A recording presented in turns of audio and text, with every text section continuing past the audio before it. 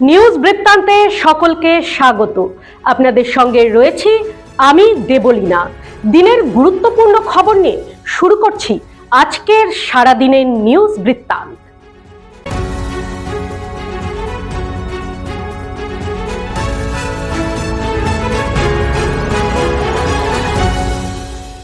সারাদিনের নিউজ বৃত্তান্ত নিবেদন করছেন জুয়েলার্স, সোনা যা সর্বক্ষণের। Agniswar jewellers, NS road, Raiganj.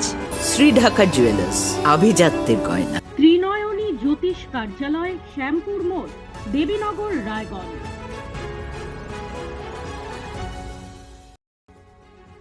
বিজেপির উত্তর দিনাজপুর জেলা সংগঠনের ডাকে বুধবার রায়গঞ্জে পরিবর্তন সংকল্প যাত্রায় পা মেলালেন বালুরঘাটের সাংসদ তথা কেন্দ্রীয় প্রতিমন্ত্রী সুকান্ত মজুমদার এবং রায়গঞ্জের সাংসদ কার্তিক চন্দ্র পাল সহ অন্যান্য জেলা নেতৃত্বরা।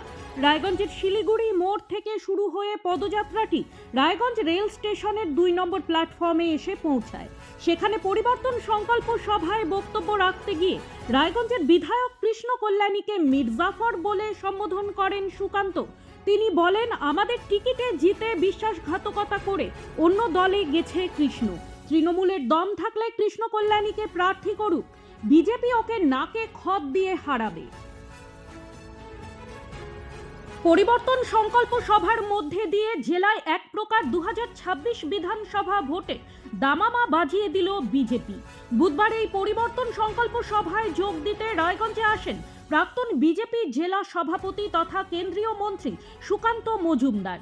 রায়গঞ্জে এসে তিনি পায়ে হেঁটে মিছিল করে পৌঁছান স্টেশন সংলগ্ন সভার স্থলে। সঙ্গে ছিলেন রায়গঞ্জ লোকসভার সাংসদ কার্তিক চন্দ্র পাল, জেলা বিজেপি সভাপতি নিমাই কবিরাজ সহ অন্যান্য বিজেপি নেতৃত্বরা। এদিন মঞ্চে বক্তব্য রাখতে গিয়ে সুকান্ত বাবু রাজ্যের পাশাপাশি জেলা তৃণমূলকেও এক হাত নেন।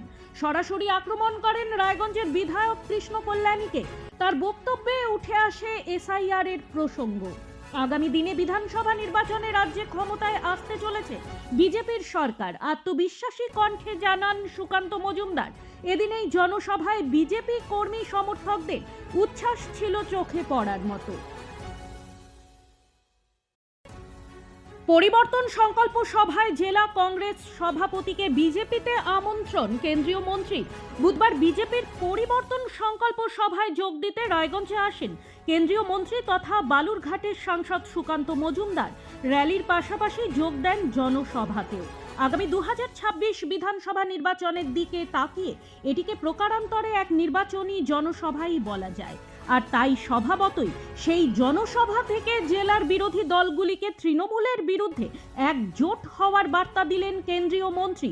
শুধু তাই নয়, তিনি জেলা কংগ্রেস সভাপতি মোহিত সেনগুপ্তের উদ্দেশ্যে কংগ্রেস ছেড়ে বিজেপিতে যোগদানের প্রস্তাব দেন।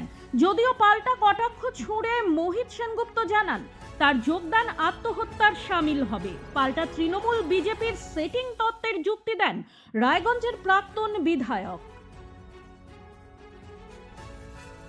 সম্প্রতি রাজ্য সরকারের 15 বছরের উন্নয়নকে সামনে রেখে উন্নয়নের পাঁচালী গান আকারে বের করেছে তৃণমূল। জেলায় জেলায় পাড়ায় পাড়ায় এই পাঁচালী গানের মধ্যে দিয়ে এক অর্থে ভোটের প্রচার সারছে তৃণমূল। সেই পাঁচালীর এক পাল্টা পাঁচালী পড়ে শোনালেন সুকান্ত মজুমদার। বুধবার রায়গঞ্জে পরিবর্তন সংকল্প সভায় ছন্দ কেটে এই পাঁচালী পড়েন কেন্দ্রীয় মন্ত্রী। এতে তিনি সরাসরি রায়গঞ্জের বিধায়ক কৃষ্ণ কল্যাণী, করণদিঘির বিধায়ক গৌতম পাল, জেলার স্বাস্থ্য পরিকাঠামো নিয়ে সরাসরি কটাক্ষ করেন।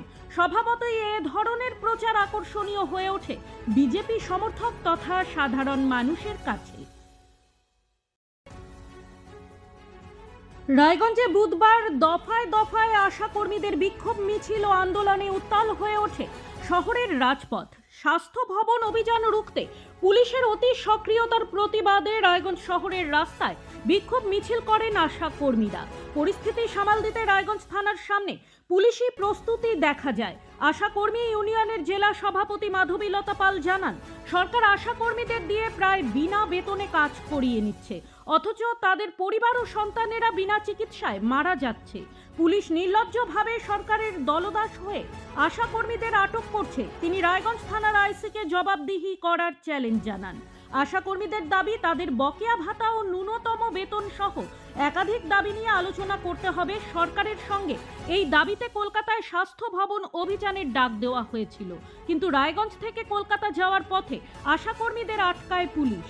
মঙ্গলবার রাতে আশাকর্মীরা কলকাতার উদ্দেশ্যে রওনা দেওয়ার ঠিক আগেই আশাকর্মীদের বাড়ি ঘেরাও করে তাদের আটকে রাখে রায়গঞ্জ থানার পুলিশ। আশাকর্মী ইউনিয়নের জেলা সভাপতি মাধবীলতা পালের উকিলপাড়ার বাড়িতে মহিলা পুলিশ কর্মীরা ঢুকে তাদের বাধা দেয়। রীতিমতো ধস্তাধস্তি পরিস্থিতির সৃষ্টি হয়। কোনো রকমে রায়গঞ্জ রেল স্টেশনে মাধবীলতা পাল সহ অন্যান্য আশা কর্মীরা পৌঁছালে সেখানেও পুলিশ এসে তাদের ট্রেনে উঠতে বাধা দেয়। এরপর রাতেই রেল স্টেশনে বিক্ষোভ অবস্থান শুরু করেন আশা কর্মীরা। অভিযোগ, আশাকর্মী ইউনিয়নের জেলা সম্পাদিকা মিনতি সরকারকেও রাস্তায় আটকে রাখা হয়, তাদের গাড়ির চাবি নিয়ে নেয় পুলিশ। এর প্রতিবাদেই বুধবার রায়গঞ্জে বিক্ষোভ মিছিল ও অবস্থান বিক্ষোভ করেন আশা কর্মীরা। আশা কর্মীদের দাবি ন্যূনতম 15,000 টাকা মাসিক বেতন, স্বাস্থ্য বীমা, মাতৃত্বকালীন ছুটি ও কর্মরত অবস্থায় মৃত্যু হলে পরিবারকে 5 লক্ষ টাকা আর্থিক সাহায্য। প্রতিদিনের প্রতি মুহূর্তের খবরের আপডেট পেতে চোখ রাখুন নিউজ বৃত্তান্তের ফেসবুক পেজে। সাবস্ক্রাইব করুন নিউজ বৃত্তান্ত ইউটিউব চ্যানেলকে।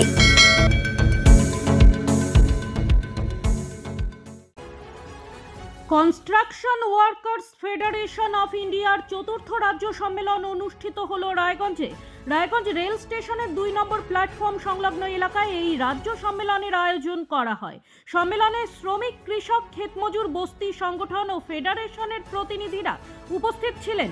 সম্মেলন মঞ্চ থেকে আগামী 12 ফেব্রুয়ারি কেন্দ্রীয় সরকারের শ্রমজীবী মানুষের অর্জিত অধিকার হরণের বিরুদ্ধে প্রতিরোধ গড়ে তুলতে সিআইটিইউ এর ডাকা সর্বভারতীয় শিল্প ধর্মঘট সফল করার আহ্বান জানানো হয়।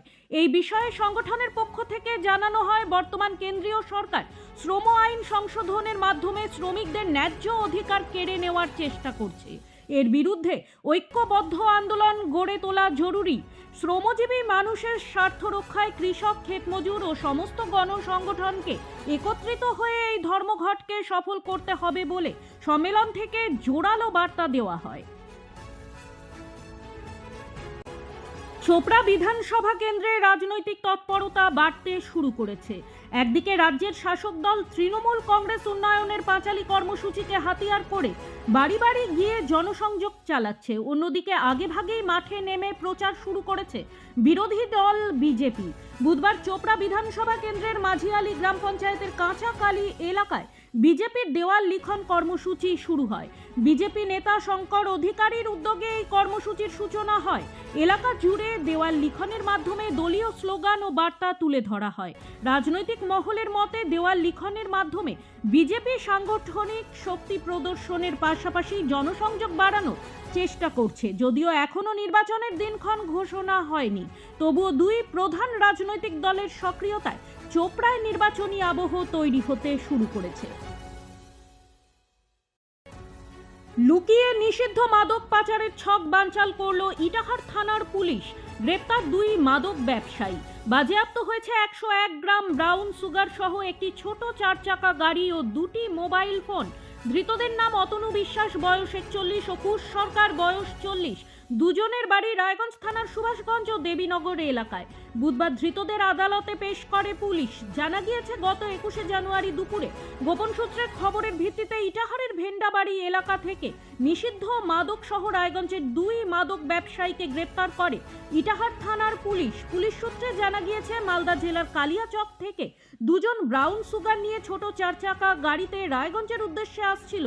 সেই সময় গাড়িটি আটকে গাড়িতে থাকা 2 জনকে জিজ্ঞাসাবাদ করে সন্দেহ হয় পুলিশের। ইটাহার মহকুমার এসডিপিও মোহাম্মদ বদিউজ্জামান ও আইসি গৌতম চৌধুরীর নেতৃত্বে পুলিশ ব্রাউন সুগার সহ ছোট 4 চাকা গাড়িটি ও 2টি মোবাইল ফোন বাজেয়াপ্ত করে। ধৃতদের রায়গঞ্জ জেলা আদালতে পেশ করা হলে বিচারক তাদের 4 দিনের পুলিশি হেফাজতে নির্দেশ দিয়েছেন।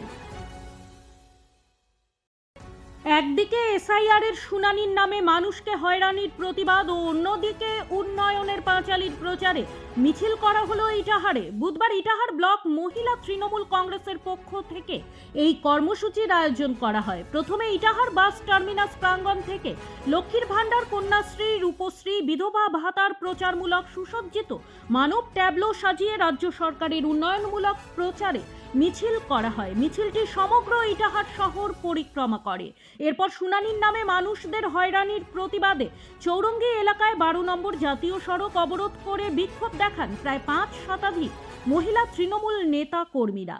শেষে ইটাহার বাস টার্মিনাসে প্রাঙ্গণের বাইরে অবস্থান বিক্ষোভে সামিল হন তারা। কেন্দ্রের বিজেপি সরকার ও নির্বাচন কমিশনকে তীব্র আক্রমণ করে সোচ্চার হন সংগঠনের জেলা সভাপতি চৈতালি ঘোষ সাহা, ব্লক সভাপতি পূজা দাস, পঞ্চায়েত সমিতির সভাপতি রীনা সরকার সহ অন্যান্যরা। সারাদিনের নিউজ বৃত্তান্ত আজ এই পর্যন্তই। দেখতে থাকুন, সঙ্গে থাকুন, চোখ রাখুন নিউজ বৃত্তান্তে। নিউজ বৃত্তান্ত, হলুদ নয়, স্বচ্ছ।